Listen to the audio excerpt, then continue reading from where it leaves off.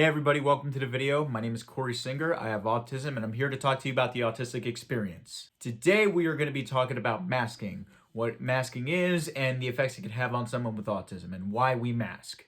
If you want to see more videos like this, go down and hit subscribe and hit the bell for more notifications. Also, if you want to see more autistic content, you could go to my TikTok page, The Corey Singer. I will link that down below, along with my Instagram, Corey Singer Music, and my Facebook. You can also go to my website, CoreySinger.com, because I am a singer-songwriter, so yeah, plugging. So, what is masking?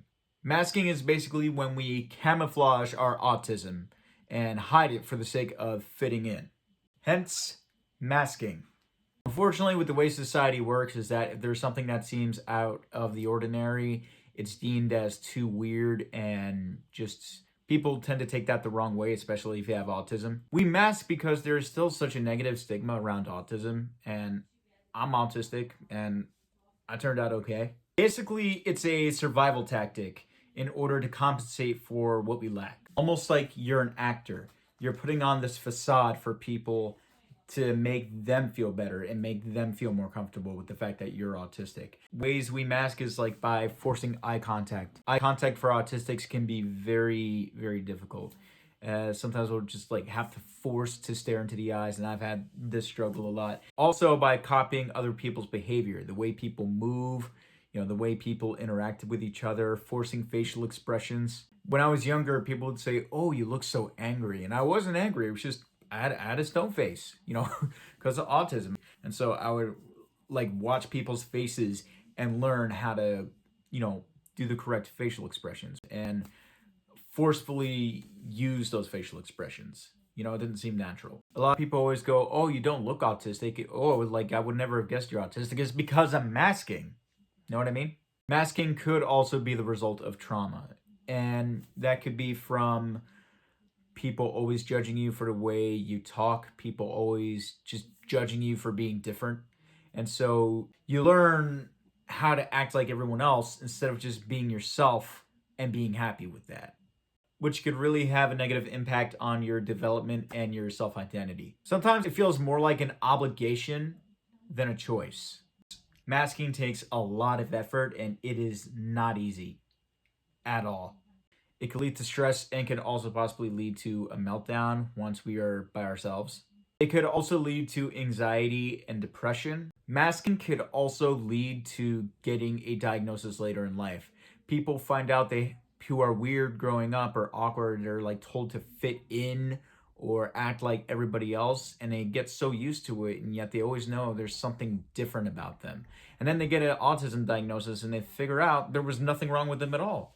Masking could also involve taking part in activities that don't interest us in the least bit, but we do it to fit in and to almost appear normal. Another example of ridicule I get for autism, which could lead to masking, is say I'm at a concert. I like concerts. I'll go with friends or family, and they're like all jumping around like, woo! Like having a good time, like mosh pit, and I'm just standing there like, that's my way of enjoying the show. I don't feel the need to jump around and all that. I don't get enjoyment out of that. I'm like enjoying the show.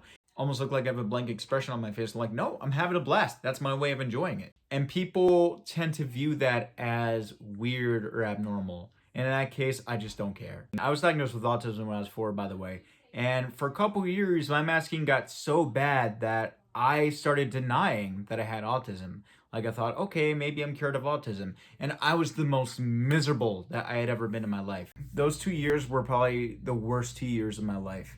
And by the time I started accepting again that I have autism and it's something that I can't change, I started becoming happier again. For people who are neurotypical, have never had to deal with someone with autism, a lot of times will almost exclude you and ostracize you because you are too weird for them. Also, it can lead to autistic burnout, and it's just, once you get burnt out, it's just like... With autism, there also comes stimming, and so masking will be keeping yourself from stimming, which is not good. And that also goes back to that trauma response of people trying to hold you still or keep you from stimming because it's too weird. There's nothing wrong with stimming. People who are neurotypical will have no problem staying still, but for those of us who are autistic and have to stim, we have to force ourselves to stay still, and it takes a lot of effort, and it is so uncomfortable. And so my thoughts on masking is you shouldn't have to mask to make other people feel happy. And you should be doing what makes you happy. And if people judge you for that, they're not the right kind of people for you. Because no matter what, you will find your people. That's the video for today, guys. Thank you so much for watching. If you like what you see, again, hit subscribe. Go to links down below to my TikTok, Instagram, Facebook, and my website, CoreySinger.com. And I will be back with another video next week. Stay good.